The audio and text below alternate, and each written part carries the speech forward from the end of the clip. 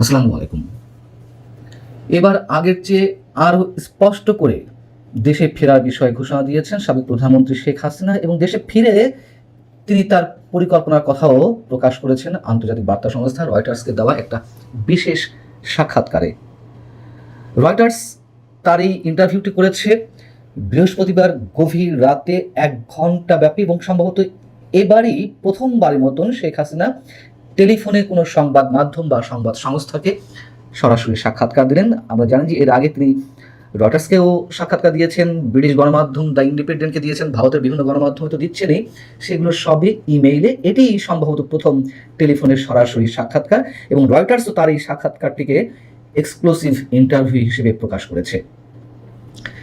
তিনি তার সাক্ষাৎকারে যেই মূল বিষয়গুলো নিয়ে এসেছেন সেটি হচ্ছে তিনি ডিসেম্বরেই দেশে ফিরবেন এবং দেশে ফেরার পর তিনি তার দলীয় নেতাকর্মীদের নিয়ে আত্মসমর্পণ করবেন। দেশে ফেরার পর যদি তার মৃত্যুর মুখোমুখি হতে হয়, তাকে কেউ যদি হত্যাও করে, তারপরেও তিনি ডিসেম্বরে দেশে ফিরবেন। রয়টার্স বলছে যে দক্ষিণ এশিয়ায় এই দেশটির অর্থাৎ বাংলাদেশের দীর্ঘতম সময় ধরে ক্ষমতায় থাকা নেত্রী বলেছেন তিনি এবং তার দল আওয়ামী লীগের সদস্যরা স্বেচ্ছায় সেই দেশে ফিরে আদালতে হাজির হতে চান। এর মাধ্যমে তারা দেখাতে চান দেশের সবচেয়ে প্রভাবশালী রাজনৈতিক প্রতিপক্ষের বিষয়ে বাংলাদেশ কেমন আচরণ করে। রয়টার্সের এই যে সাক্ষাৎকারটি প্রকাশ হয়েছে তার শিরোনাম হচ্ছে Bangladesh Hasina plans December return with party colleagues to surrender. আমি এই সাক্ষাৎকারটি দীর্ঘ, মোটামুটি একটি বড় অংশই আপনাদের সামনে বাংলা করে জানাচ্ছি, তারপর না হয় সামান্য বিশ্লেষণ করব। এখানে বলা হচ্ছে যে শেখ হাসিনা যেটি জানিয়েছেন, দেশে ফেরার পর তারা আমাকে গ্রেপ্তার করতে পারে, এমনকি আমাকে হত্যাও করতে পারে, তবু আমাকে যেতেই হবে। আমার দলের নেতাকর্মীরা চরম দমন পীড়নের শিকার হচ্ছেন। যদি মৃত্যুই আসে তবে আমি চাই তা যেন আমার নিজের মাটিতেই আসে, যেখানে আমার বাবা মাকে সমাহিত করা হয়েছে এবং যেখানে তাদের রক্ত ঝরেছিল। শেখ হাসিনা রয়টার্সকে বলছেন যে আমাদের প্রায় সব নেতাকর্মীর বিরুদ্ধে মামলা দায়ের করা হয়েছে এবং তাদের অনেকেই আত্মগোপনে রয়েছেন। তাই আমি বলেছি যে এবার আমি দেশে ফিরছি এবং একদিন আপনাদের সবাইকেও আসতে হবে, আমরা সবাই মিলে আদালতে আত্মসমর্পণ করব। যদিও শেখ হাসিনা নির্দিষ্ট তারিখটি জানাননি যে ডিসেম্বরের কোন দিনটিতে তিনি দেশে ফিরবেন এবং কোথায় আত্মসমর্পণ করবেন, এই ধরনের বিস্তারিত কিছু বলেননি। তবে তিনি বলছেন যে আমি ন্যায় বিচারে বিশ্বাসী এবং আমার মনে হয় আইনি প্রক্রিয়া শুরু হলে জনগণের কাছে স্পষ্ট হয়ে যাবে যে আদালতটি কতটা প্রহসনমূলক, আর আমি সেটাই প্রমাণ করতে চাই।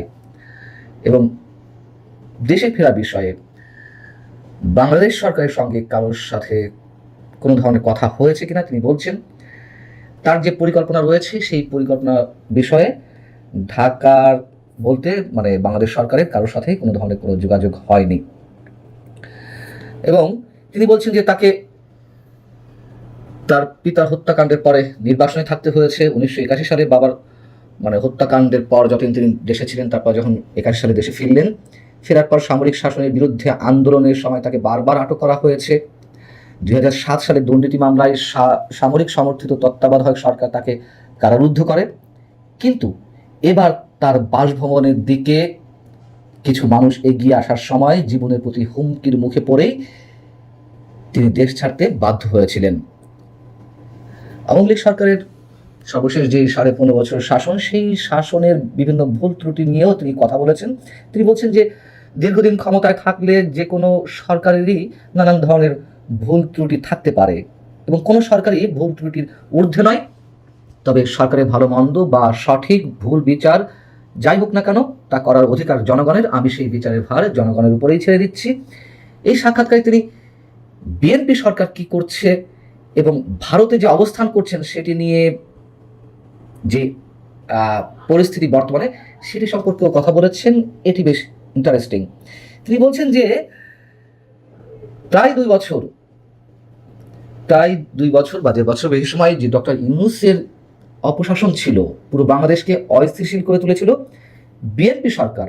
বাংলাদেশ সরকার এই মুহূর্তে সেই দীর্ঘ অস্থিরতার পর স্থিতিশীলতা ফিরিয়ে আনার চেষ্টা করছে। আবার অন্যদিকে তিনি যে দিল্লিতে অবস্থান করছেন সেটিকে নিয়ে বাংলাদেশ ভারত যে সম্পর্ক ক্রম অবনতির দিকে যাচ্ছে, সেটি আর থাকবে না তিনি দেশে ফিরে এলে। মানে একদিকে তিনি বিএনপি সরকারের প্রশংসা করছেন খানিকটা, আবার তিনি ওই বিষয়টিকেও ইঙ্গিত করছেন ভারত বাংলাদেশ সম্পর্কের দিকে, যে আমি ফিরে গেলে এই সম্পর্ক আর নিশ্চয়ই খারাপের দিকে যাবে না। খুবই সিগনিফিকেন্ট এই কথা দুটো। বহিঃশক্তি বা বিদেশি অন্য কোনো শক্তির কারোর সঙ্গে কোনো যোগাযোগ হয়েছে কিনা তার ফেরার বিষয়ে, সেই বিষয়ে তিনি বলছেন যে দেশে ফেরা বা কখন ফিরবেন সেই বিষয়ে তিনি বিদেশি সরকারের সাথে কোনো প্রকার আলোচনা করেননি। বিদেশি সরকার বলতে হতে পারে যুক্তরাষ্ট্র, হতে পারে ভারতও, আমরা জানি না এখানে তিনি কি মিন করেছেন। তিনি বলছেন যে বাংলাদেশ সরকার বারবার আমাকে ফিরিয়ে দিতে ভারত সরকারের কাছে অনুরোধ জানিয়েছে, কিন্তু আমি নিজেই ফিরতে চাই। রয়টার্সের পক্ষ থেকে তার এই ইন্টারভিউ বিষয়ে বিএনপি সরকারের মানে দায়িত্বশীল অনেকের সাথেই যোগাযোগ করা হয়েছিল। রয়টার্স যেটি দাবি করছে যে তাদের যে ইন্টারভিউ শেখ হাসিনার সে বিষয়ে সরকারের কারো কাছ থেকে কোনো ধরনের কোনো মন্তব্য পায়নি বা কেউ মন্তব্য করতে চায়নি। আবার ভারতের পররাষ্ট্র মন্ত্রণালয়ও শেখ হাসিনা যে ডিসেম্বরে দেশে ফিরে তিনি সহ তার দলের নেতাকর্মীদের মানে আত্মসমর্পণের কথা বলছেন, সে বিষয়েও ভারতের পররাষ্ট্র মন্ত্রণালয় কোনো ধরনের কোনো মন্তব্য করতে চায়নি বা সাড়া দেয়নি রয়টার্সের প্রশ্নের ক্ষেত্রে। এখন প্রশ্ন হচ্ছে, এই সাক্ষাৎকারটি নিঃসন্দেহে অনেক বেশি বিশ্লেষণাত্মক। সবচেয়ে বড় কথা হচ্ছে দুটি সিগনিফিকেন্ট পয়েন্ট, যেটা আমি এর আগে উল্লেখ করেছি। বিএনপি সরকারের খানিকটা তিনি প্রশংসা করেছেন যে ইউনূস যে অবস্থা রেখে গিয়েছিল সেখান থেকে দেশকে স্থিতিশীল অবস্থায় ফিরিয়ে নেওয়ার চেষ্টা করছে বিএনপি সরকার। আরেকটা হচ্ছে ভারত বাংলাদেশ সম্পর্কের ক্ষেত্রে। তবে হতে পারে তিনি যদি দাবি করছেন যে বিএনপি কারোর সাথে তিনি আলোচনা করেননি বা আলোচনা হয়নি, হতে পারে। তবে আমার ধারণা আলোচনা কিছুটা হলেও হয়েছে। সব কিছু তো আর সবসময় সব জায়গায় প্রকাশ করা যায় না, হতে পারে বা নাও হতে পারে। আবার যে ইন্টারন্যাশনাল কোনো কানেক্টিভিটি এর মধ্যে নেই তেমনটিও মনে করার কোনো কারণ নেই। আর ভারত সরকার জানে না এটি মনে করার কোনো কারণ নেই। তিনি তার জায়গা থেকে বলছেন, অবশ্যই অনেক ধরনের কৌশল অবলম্বন করতে হয়, সেটি হয়তো করছেন। তবে বাস্তবতা হচ্ছে তিনি দেশে ফিরে তার নেতা কর্মীদের নিয়ে আত্মসমর্পণ করবেন, এখানে একটি প্রশ্ন আছে। কতজনকে নিয়ে তিনি আত্মসমর্পণ করবেন? এবং এই কথা তো অনেকেই বলেন, আওয়ামী লীগের মধ্য থেকেই বলতে শোনা যায় যে সরকার যে হাজার হাজার মামলা দিচ্ছে, তারা পালিয়ে বেড়াচ্ছে, আত্মগোপনে রয়েছে, একসাথে আত্মসমর্পণ করলে ধরা দিলে কি হয় দেখা যাক। সরকার তো এই হাজার হাজার নেতা কর্মীদের আটকাতে পারবে না। যদি তেমনটি হয়, এটি পৃথিবীর ইতিহাসে নিঃসন্দেহে একটি রেকর্ড হয়ে থাকবে। জানি না যে সামনে আরো কি হয়, পরিস্থিতি কোন দিকে বদলে যায়। কেবল তো জুলাই, আরো 5 মাস সামনে, জুলাই সহ 6 মাস। তবে যদি শেখ হাসিনা তার প্ল্যানিং সত্যিই বাস্তবায়ন করতে পারেন, তবে অবশ্যই সেটি ইতিহাসে নজির হবে। এবং সরকারের পক্ষ থেকে যে কোনো মন্তব্য করা হয়নি রয়টার্সের কাছে, রয়টার্সের প্রশ্নের পরিপ্রেক্ষিতে, সেটি একটি সিগনিফিকেন্ট বিষয়। তার কারণ আমি অনেক আগে থেকেই বলে আসছি, শেখ হাসিনার এই ধরনের ঘোষণার পর, এর আগে বলেছিলেন যে তিনি ডিসেম্বরের মধ্যে ফিরবেন। রয়টার্সের সঙ্গে সাক্ষাৎকারে বলেন যে ডিসেম্বরেই ফিরবেন, মধ্যটা না, ডিসেম্বরেই ফিরবেন এবং বিশেষ পরিকল্পনা সহকারে। সরকার কেন কোনো ধরনের প্রতিক্রিয়া দেখাচ্ছে না? সরকার বারবার ফেরত চাচ্ছে ভারতের কাছে, কিন্তু যেখানে তিনি নিজেই ফিরে আসবেন, কেন তার ট্রাভেল পাস বিষয়ে কোনো কিছু বলা হচ্ছে না? শুধুমাত্র মানবতা বিরোধী অপরাধ ট্রাইব্যুনালের চিফ প্রসিকিউটর কথা বলেছেন, তার ফিরে আসতে কোনো আইনগত বাধা নেই। এই যে আইনগত বাধা নেই, এটিও আমাদের কাছে এক ধরনের এড়িয়ে যাওয়া বক্তব্য।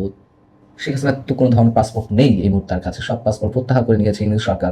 অতএব তাকে ফিরতে হলে তো ট্রাভেল পাস দিতে হবে। সরকার কি সেই বিষয়ে প্রস্তুতি নিচ্ছে? যদি না নিয়ে থাকে, বুঝতে হবে যে অনেক খেলাই চলছে অথবা অনেক খেলা হবে।